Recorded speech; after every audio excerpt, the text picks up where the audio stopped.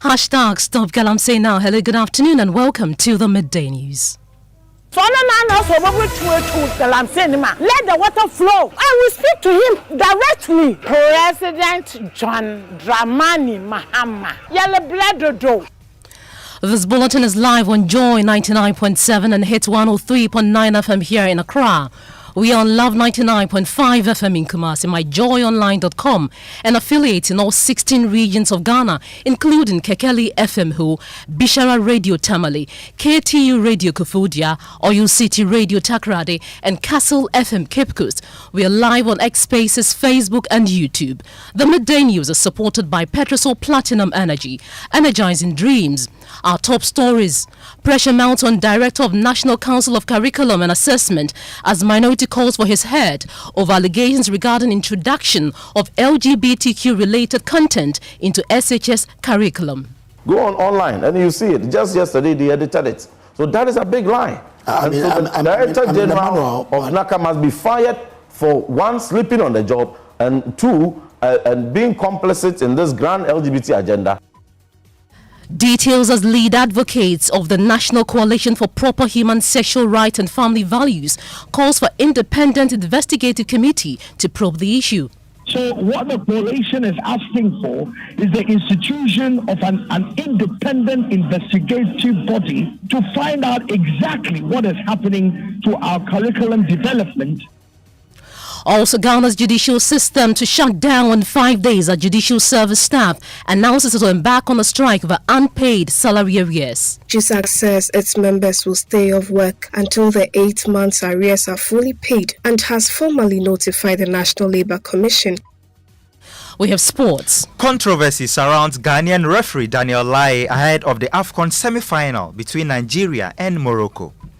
Also, Minister for Government Communications Felix Kwachiofosu insists President Mahama has no hand in determining the outcome of petitions for removal of Special Prosecutor and EC heads, as he says final decision lies squarely with the Chief Justice. Also, former Environment Minister and NPP stalwart doubles down on fierce criticism of the NPP as he takes direct aim at party's General Secretary and National Organizer. National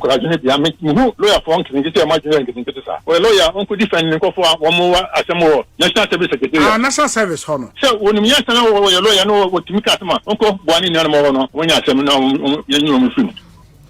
We have details as political scientists says political parties are free to clamp down on conduct that brings parties' name into disrepute, but offers support for Professor Frimpong Boateng's criticisms of the party's management. But then he has also mixed it with his personal challenges. And instead of addressing the specific issue of, if you like, what I call the flawed reforms, he decided to pick on the whole party. And so parties will have to be strong and tough.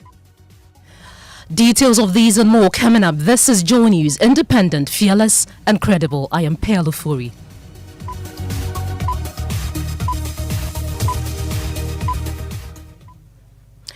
This afternoon, pressure is mounting on the Director General of the National Council for Curriculum and Assessment, NACCA, Professor Samuel Ofori Bekoin, as the minority in Parliament calls for his resignation over allegations of introduction of LGBTQ-related content into the senior high school curriculum. MP for Asin South and former Deputy Education Minister Reverend Intim Fojo, speaking on the AM show with Samuel Kujabris, described the response by NACCA to the allegations as bizarre, appalling and unacceptable, accusing the agency of failing in its mandate to safeguard Ghanaian values, thereby promoting what he described as LGBTQ ideologies in schools. Before we listen to Reverend Intim Fojo, my colleague Collins Frimpong joins me in the studio with details of NACCA's statement announcing the recall of the books. Collins, first of all, tell us, what is NACCA's response to the allegations? So NACCA and the Ministry of Education have clarified that the alleged content does not exist in the approved SHS curriculum. They explain that the national curriculum is the official policy document outlining the mandatory areas for study, while teacher manuals are optional supplementary materials meant to guide teachers and do not form part of the curriculum itself. They further noted that the SHS curriculum review process is ongoing and involves technical reviews and stakeholder consultations. A new SHS curriculum was introduced in the 2024-2025 academic year alongside teacher manuals developed for the first time to support implementation. These manuals were produced in 2024 by subject-specific teams in collaboration with TTEL. Following an internal reviews, NACCA identified that a definition of gender identity in the Year 2 Physical Education and Health elective teacher manual did not align with Ghanaian cultural values. As a result, a revised manual consistent with national values and biological understanding has been released online, while steps are underway to withdraw the old printed versions. Collins Fremont, thank you so much for that update from NACCA. Well, Reverend Intim Fojo has been reacting to this. Let's listen to him. Very bizarre, very unfortunate, appalling, unacceptable response. Really? You cannot print such manuals and distribute them to schools. And NACCA, the agency mandated to be the safeguard, the gatekeeper, to ensure that every content going into the classroom are wholesome and aligned with our values, our culture, our laws.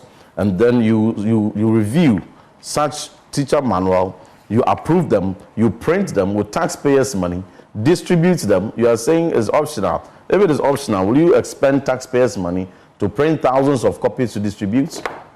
And then and to be the pedagogical guide, the fundamental reference to delivering instruction to students, and telling them that gender is no longer about the non-binary nature, about being a female or a male assigned by birth, but it's about the inner feeling, how you feel. And so, see, the flagging is not only on the gender identity. Every definition expressed here is problematic.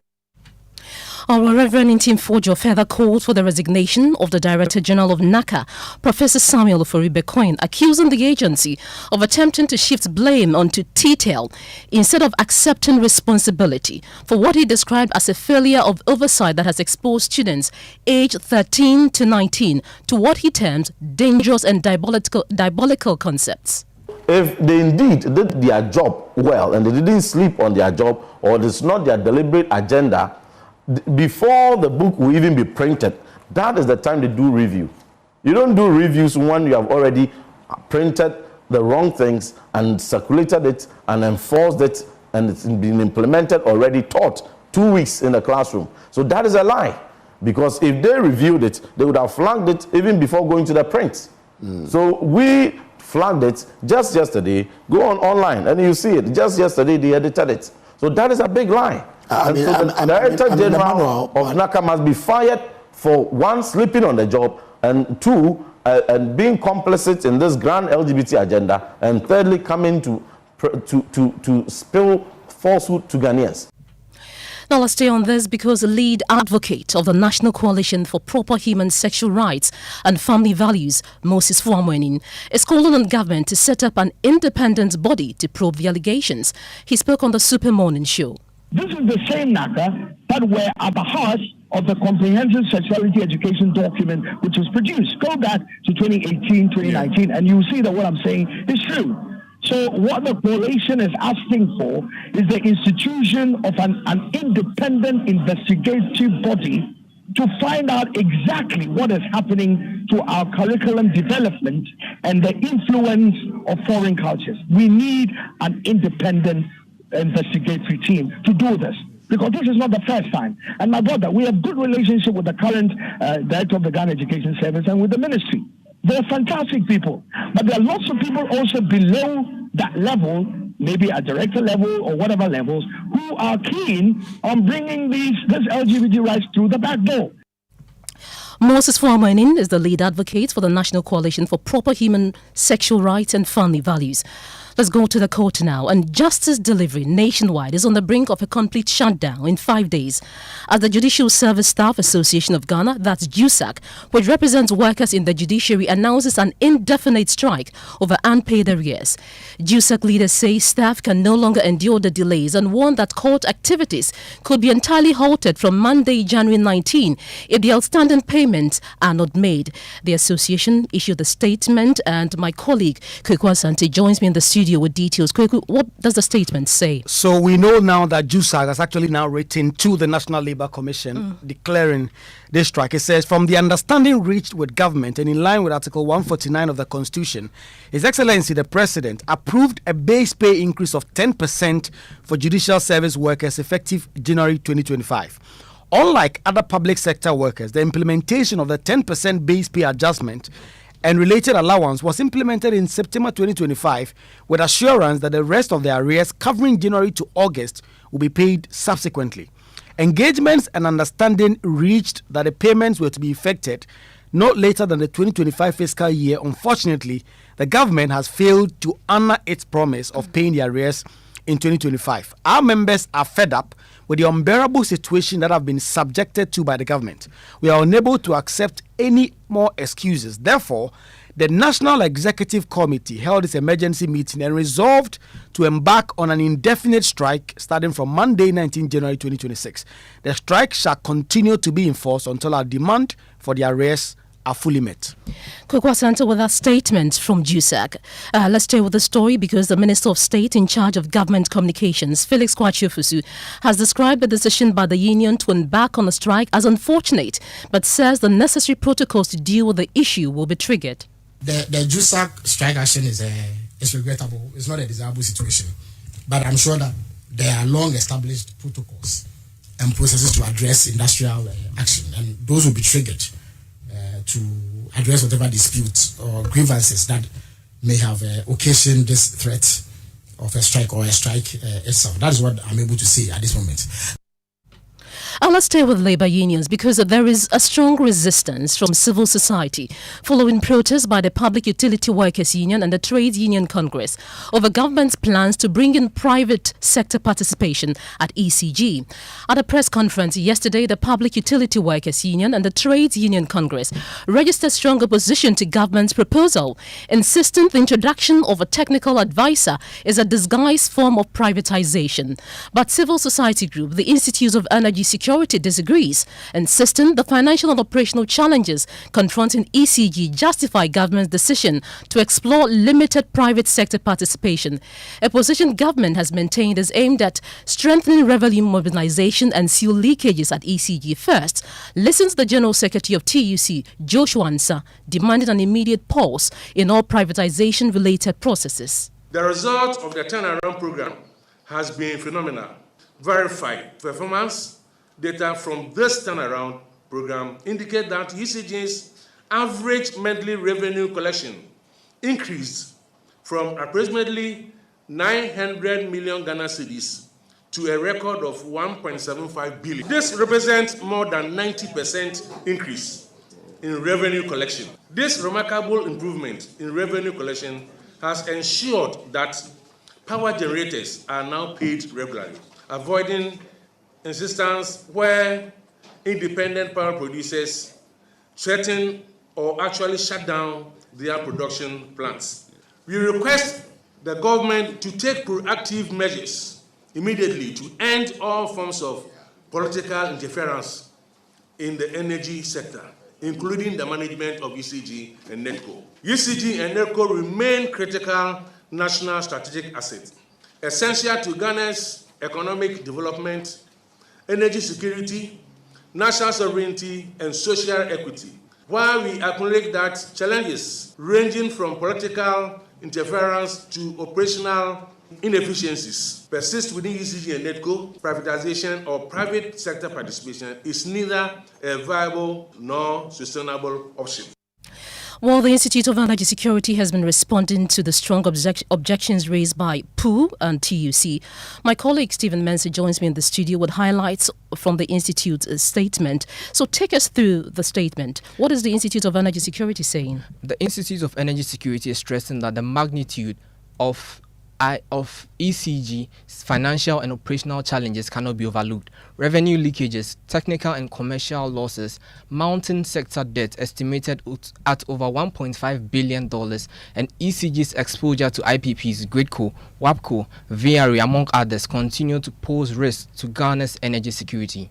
But the Institute insists the current standoff between government and organized labor does not have to persist, right? Yes, it is proposing a phased and conditional rollout of PSP, firm labour and commercial safeguards, greater transparency and parliamentary oversight, and parallel reforms to depoliticize ECG's governance.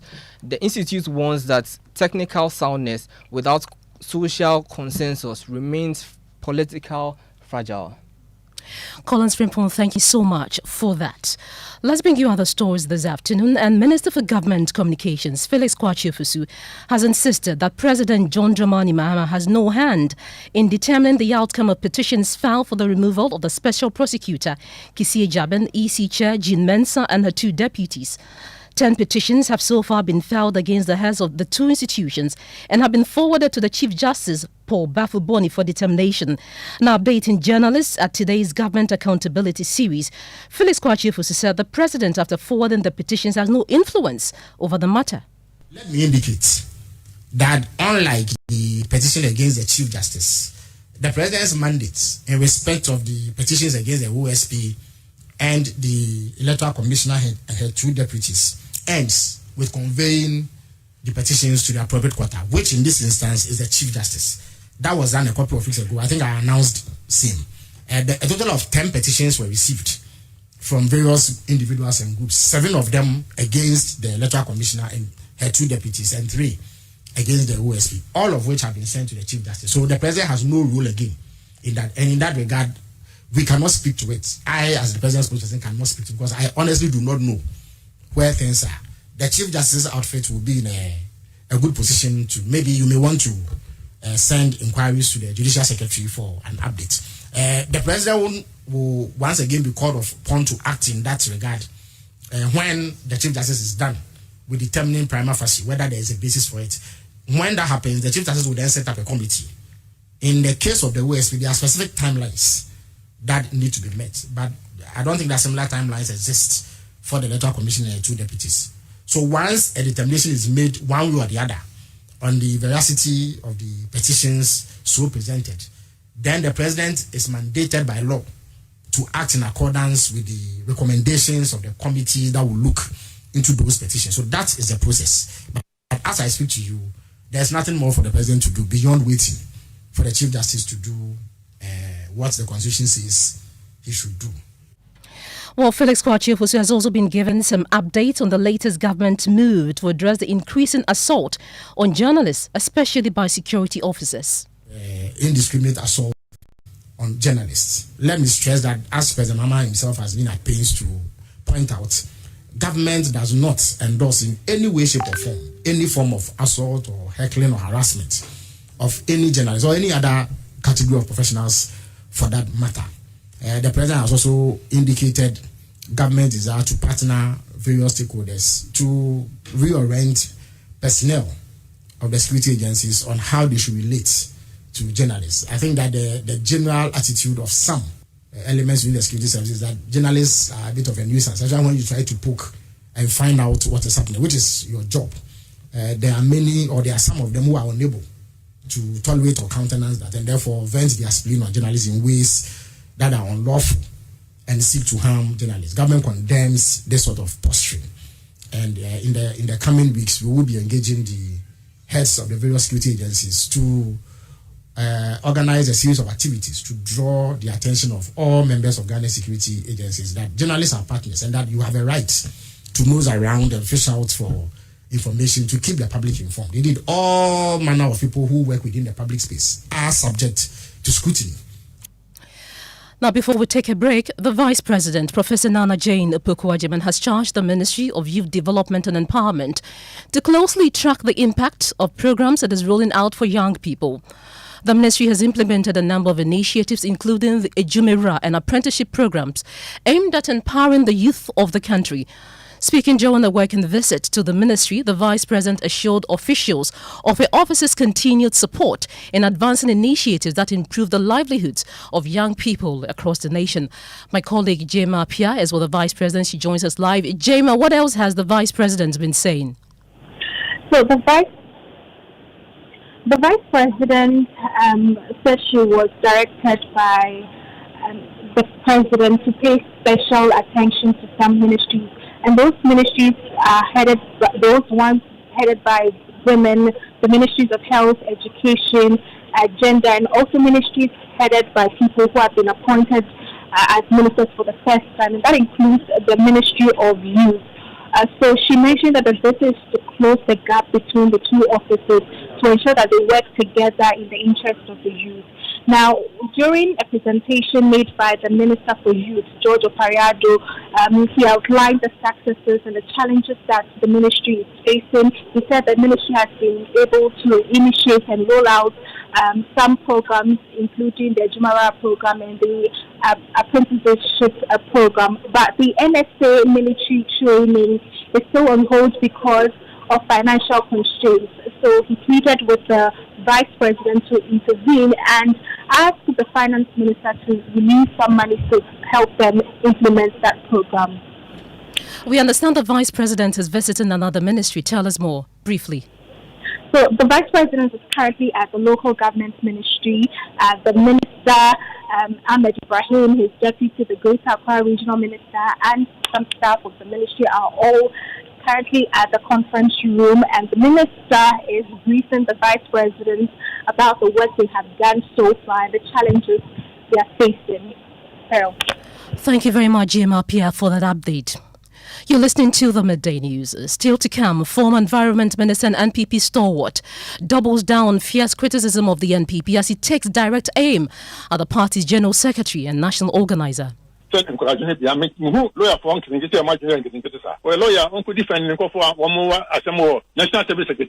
service honor. So when you lawyer no what We have details of that, including sports, shortly. Stay with us. But then he has also mixed it with his personal challenges. And instead of addressing the specific issue of, if you like, what I call the flawed reforms, he decided to pick on the whole party. And so parties will have to be strong and tough.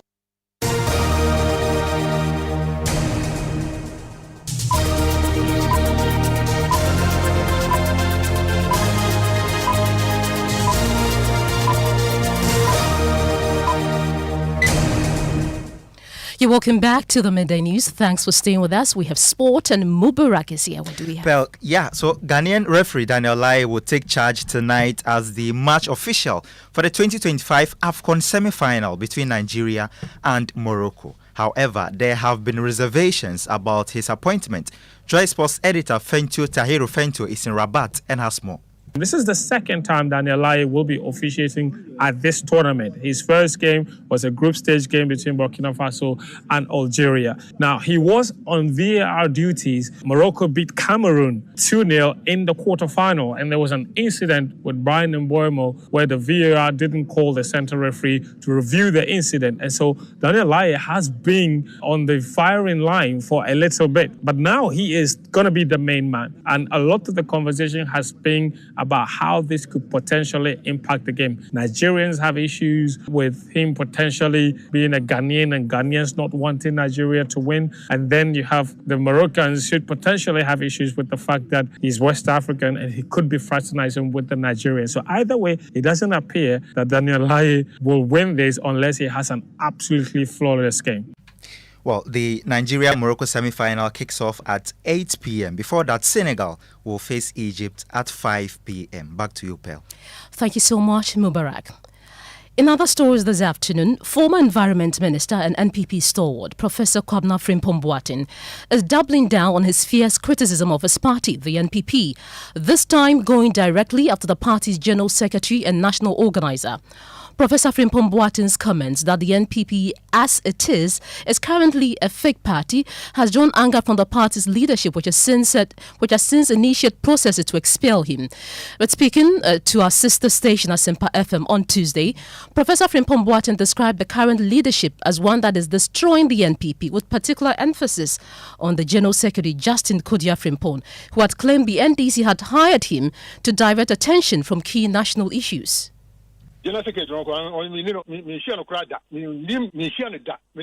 I have never met or spoken to the General Secretary before. He's funny. I don't know when he completed law school or who trained him. It is very sad for him to say that someone has paid me to be saying what I'm saying. I've been very sad. I've been very consistent. How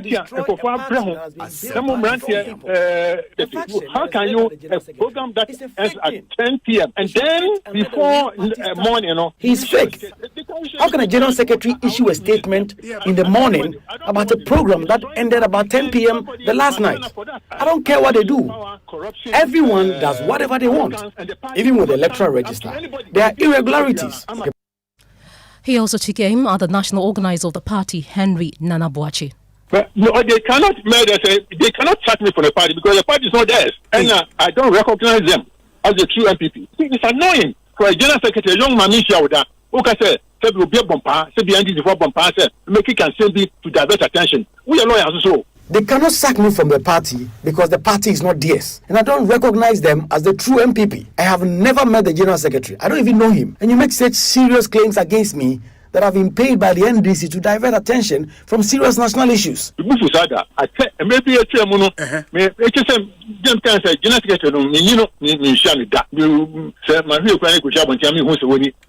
I don't know him.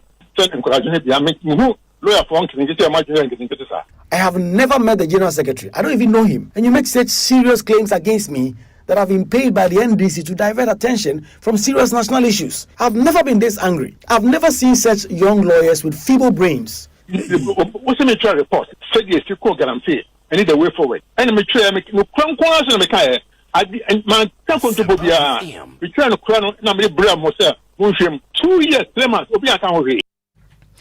Reacting to these developments within the NPP, political scientist Dr. Kwesi Amachi-Boateng explained that political parties are free to clamp down conduct that brings the party's name into disrepute, but offered support for Professor Frimpong Boateng's criticisms of the party's current management.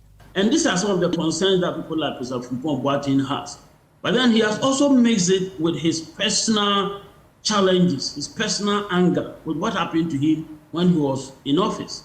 And instead of addressing the specific issue of, if you like, what I call the flawed reforms, he decided to pick on the whole party as a body. That one is unacceptable. And so parties will have to be strong and tough in ensuring that its internal democracy is respected. Freedom of speech should not mean that you can say anything at all that will bring the party's image into something like that. Yes. Let's stay with politics because former Minister for Defence and key supporter of Dr. Bawumia, Dominic Nitu, has absolved the former Vice President of blame over the NPP's abysmal performance in the 2024 general elections.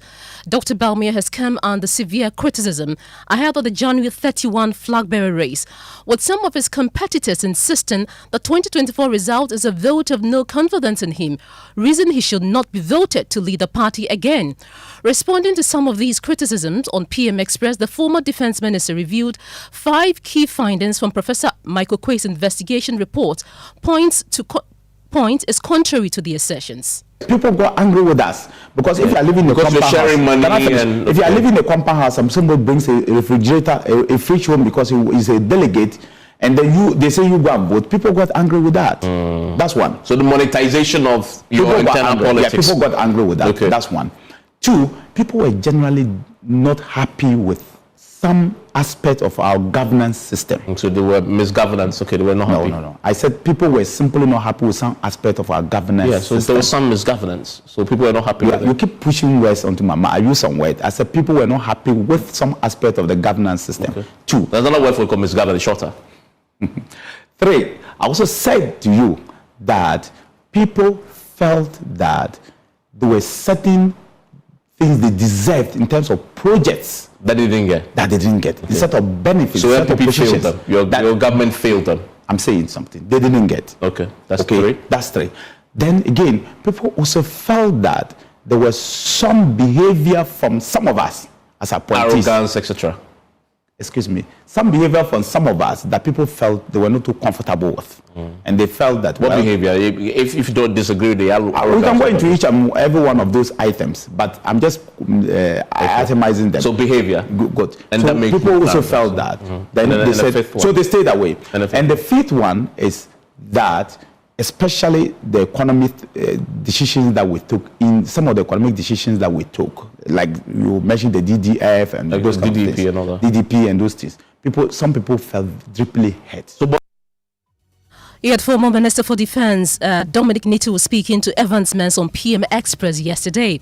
And that's how we end the Midday News. I am Pearl Ofori. Good afternoon and thank you for your time.